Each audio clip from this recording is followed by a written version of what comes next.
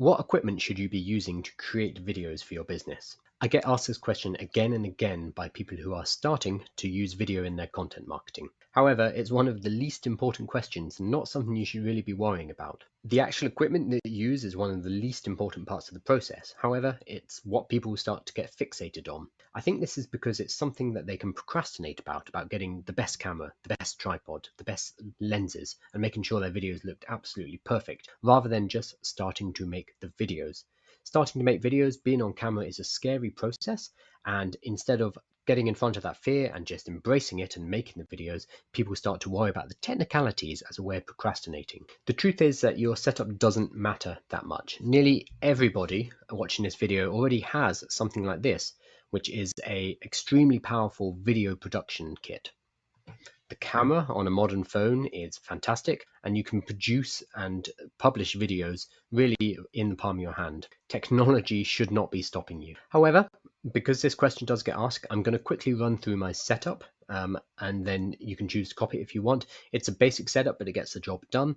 But again, this is not what you should be focusing on or worrying about too much. So the personal setup on my laptop is a Logitech Brio 4K webcam. It costs about $180 or $200. I also used to use this webcam, which is very good. This one is a low resolution, but this is a Logitech C290. This was less than $100, and it's a great starter camera. For a microphone, I personally use a Logitech Blue Yeti X Pro microphone, which is again around $200. However, if you have any AirPods or any kind of in-ear headphones that have a microphone, generally this will be good enough to get the audio quality you require. I would not recommend using the microphone on your telephone because this tends to not have very high quality. It's fine for telephone calls, but not for recording videos. So if you are going to spend any money, I'd spend it on a microphone. I then have a ring light, which provides some front illumination. They cost about $20 from Amazon, or you can get a whole set of them for $50, $60. So that's it for the recording equipment. Nice and easy: camera, microphone, and some lighting. If you do want to go higher end, I'd recommend a DSLR camera, which will allow you to have a nice depth of field on the back of your videos. For the recording software, I use something called Tella, Tella.tv. A good alternative is Loom,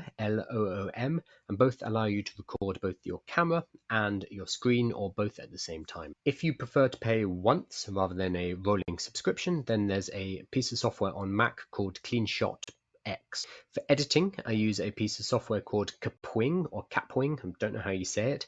The tool has AI built in, which makes the editing process a lot faster. Any videos I do about editing will be using Capwing, so you'll get to see my process. Both Tella and Capwing are fantastic because they're cloud-based, which means it doesn't matter how powerful your computer is.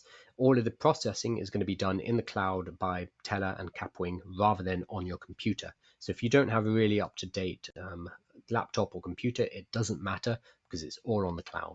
Alternatively, if you're not using a laptop, you can go ahead and use a telephone. Again, the cameras on these are fantastic. I would upgrade your microphone by using an AirPod Pro or a similar in-ear microphone, just to get the microphone closer to your mouth. And then for editing, I personally use something called CapCut.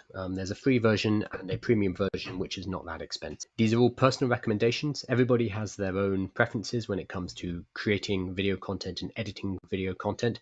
I suggest you try out a few tools and see which ones jive with you.